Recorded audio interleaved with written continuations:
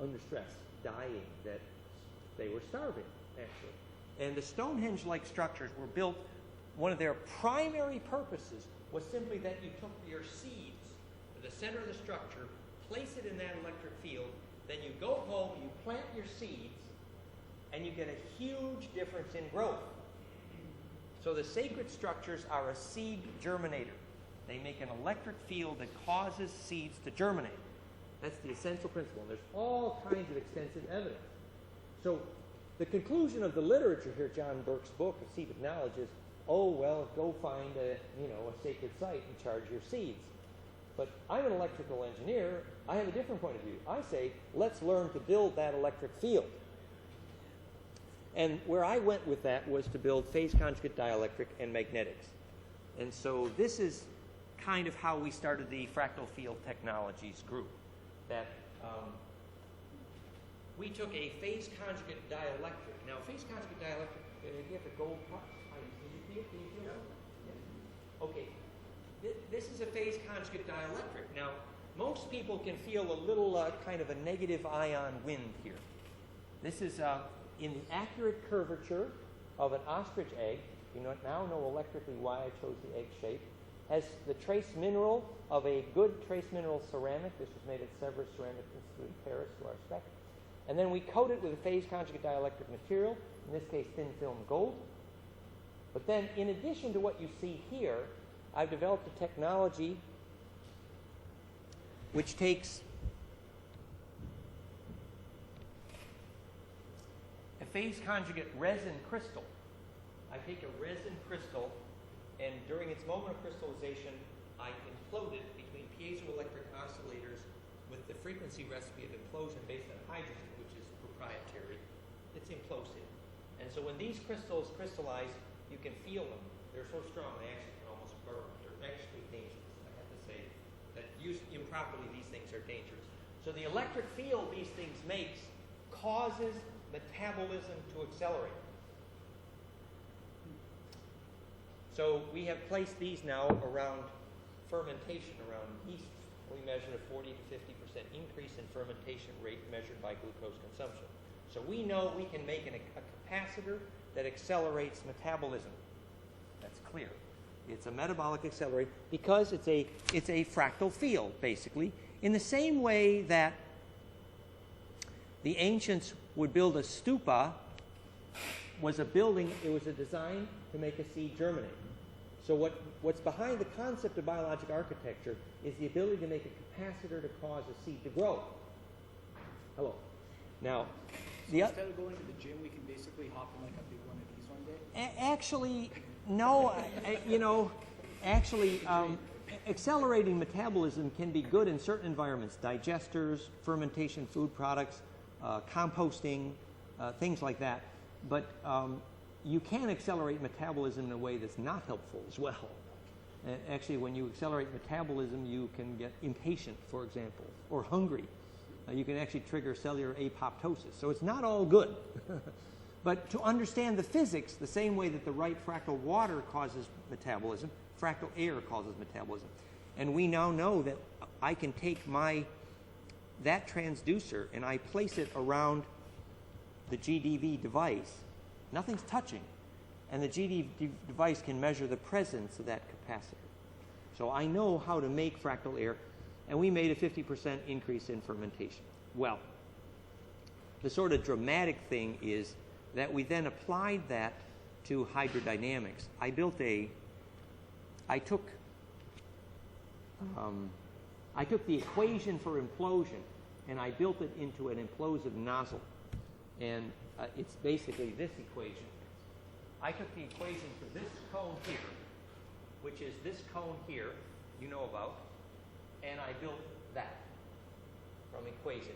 And I also varied the radii, the area of the spiral on the cone. This is a highly precise engineering. So I built implosive hydrodynamics.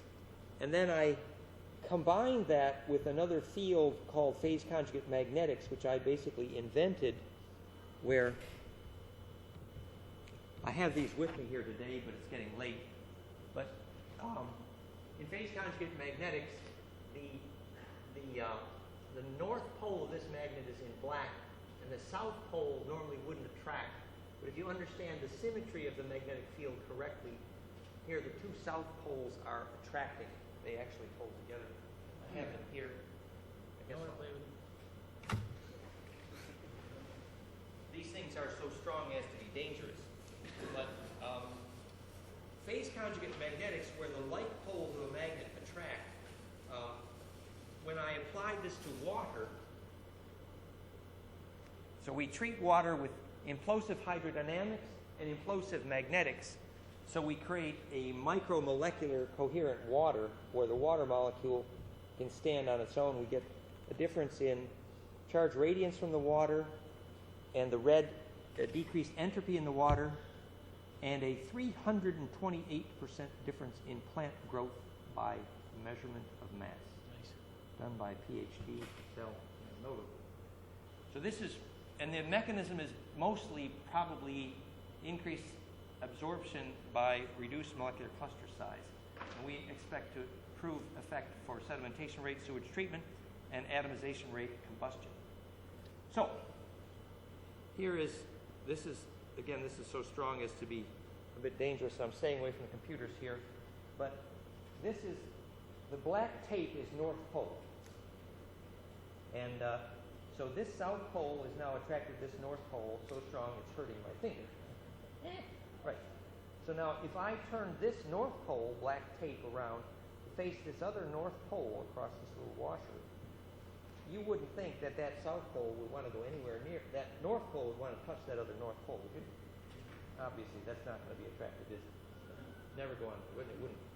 Is there first No, everybody knows that. Yeah, Okay. everybody knows. Everybody, fine. But if I happen to know the octahedral symmetry of those flux lines and line it up correctly,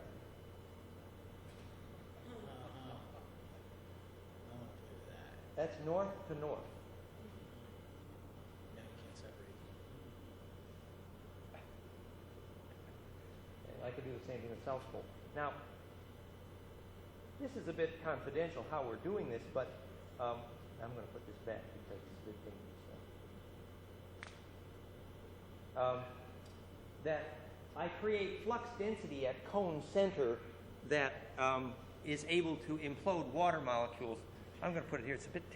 Well, you can try it if you want. Just At your own I'm going to risk. say the grace of the universe. At your I'd be own happy risk. to play with right. Okay. demons and angels. But stay away from gadgets here, would you? Because it's yeah, right. Yeah, that's okay.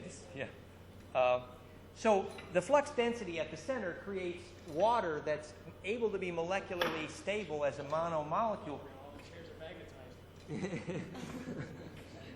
magnetized. In the same way that, if you put a gold atom in the Ark of the Covenant, you know how the Ark of the Covenant worked? If you look at this, this is a phase conjugate dielectric capacitor, sometimes called the Ark of the Covenant. And this device made a phase conjugate spark here, which could take a gold atom whose electric symmetry is this. And the gold atom would implode, turn inside out, and change from yellow to white, change mass measurably, and sometimes float. And that's called Ormes mana, the spice. Monoatomic gold. I have some here. It's a bit dangerous. It can burn your aura. And if you eat it, you can live forever, but there's some details. And it's the origin of Holy Communion. It was served in a round white wafer. Now, this device also had the ability to non-destructively contain radioactive material, because we know the Anunnaki had nukes, actually. And we'll talk about that more tomorrow. But the reason you can contain radioactivity in this structure is instructive. And we'll get to that more, maybe. It's the same reason that focused human attention can reduce radioactivity. So the gold atom became stable as a monoatom in here, the mana, the spice, the Ormes. For the same reason, the water molecule becomes stable as a monomolecule in there. You know how it works? If you ever done live blood cell microscopy, people who are unhealthy, their blood cells are all clumped up. But people who are real healthy, how do their blood cells look? They stand by themselves, right? And what is the result of that is increased surface area for solubility, absorption, activity, bioactivity. So the ability of the blood cell to stand by itself makes it bioactive in the same way the water molecule that can stand by itself is more bioactive, solubility itself. So you're just getting an idea of, here's some of the implications of technologies based on fractal field theory. Yeah. Now we have more we're talking about. We have new frequency recipes for hydrogen and things we didn't get time for today. But I just want to give you a little taste of some of the fractal field theory. And more of that is outlined in the free brochure here from the fractal field group. And we do have more free copies of that here. You're welcome. What did that design serious mean? Something serious. That was a picture from, where? Design Series A. Yes, that's a good question.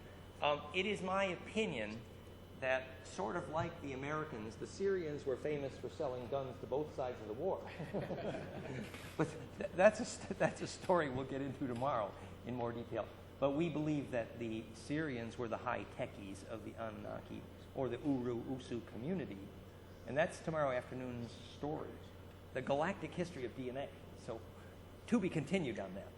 But the Ark of the Covenant was effectively stolen by Akhenaten when he changed his name to Moses, we think, because he was basically Syrian. And again, to be continued tomorrow on that story. Any other comments, questions, thoughts? Yes? Yes, go ahead. Yes, sure, yes. Mm-hmm.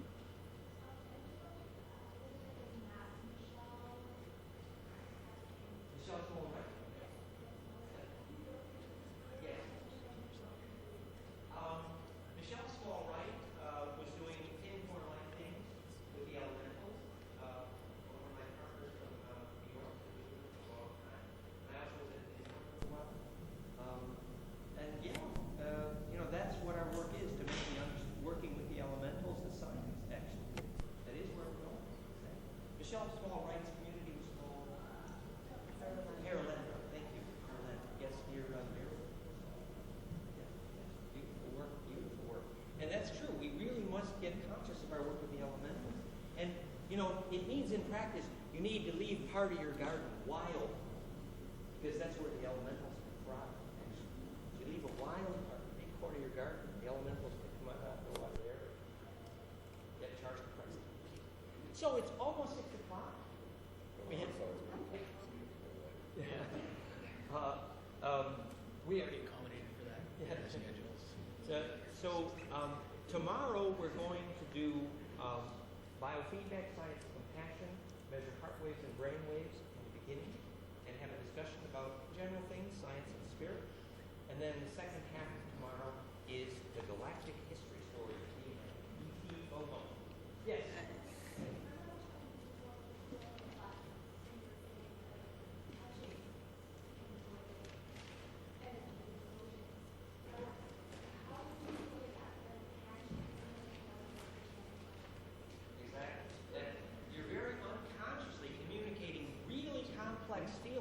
Just by the change in pressure over time.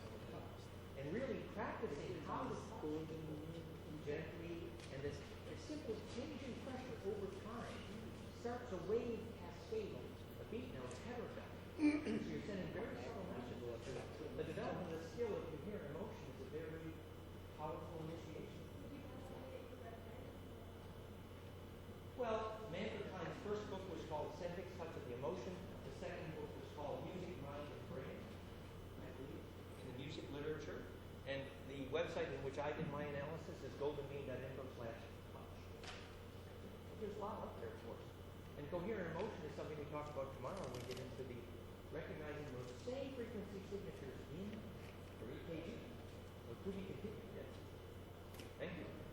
So thanks, everybody. Thanks for your attention today.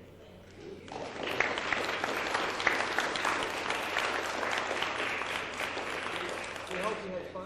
Tomorrow, everybody hopefully will have a chance to actually see their own car for a month. Yeah. So we're saying tomorrow is 1 to 6. Yeah. Thank you. Chase it down. I should have